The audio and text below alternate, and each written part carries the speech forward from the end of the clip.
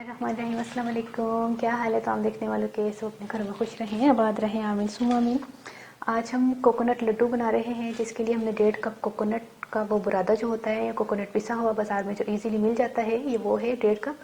Half cup चीनी पिसी हुई, हाफ कप दूध, half cup condense milk, half tea spoon जो है, मैंने इसको भी हाफ कप कहने लगी, हाफ टी स्पून पिसी हुई सब्ज़ी इलायची का पाउडर है। तो फिर शुरू करते हैं। सबसे पहले हाफ कप दूध शामिल करके और हाफ कप कंडेंस मिल्क शामिल करके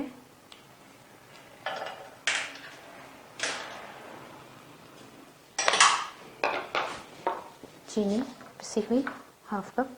दूध उबले वैसे है ना? हाँ, दूध उबला हुआ था और इलायची पाउडर। इसको मिक्स करके हमने उबालने तक पकाते हैं।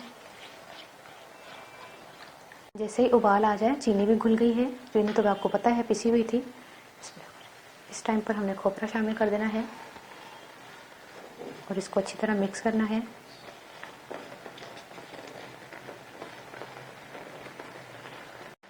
इसको फ्लेम फुल पे हमने तकरीबन जब तक ये थोड़ा सा ड्राई ना हो जाए, बिल्कुल ड्राई नहीं करना वरना फिर ज़्यादा हार्ड हो जाएगा। फिर इसको मिक्स करते हैं।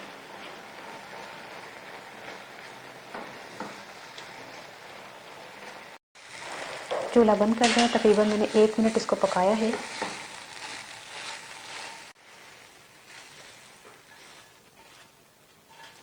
किसी प्लेट में फ़ौरन निकाल लें।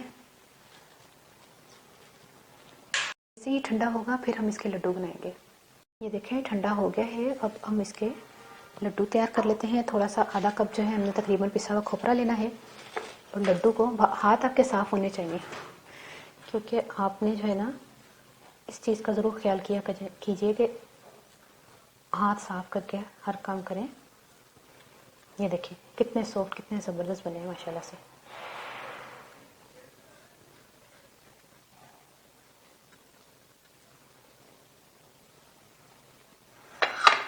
ये देखिए लड्डू का साइज़ आप अपने हिसाब से छोटा बड़ा कर सकते हैं।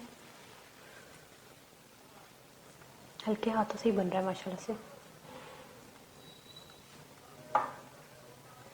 और मैंने अभी चखा है, मीठा भी माशाल्लाह से बिल्कुल परफेक्ट है।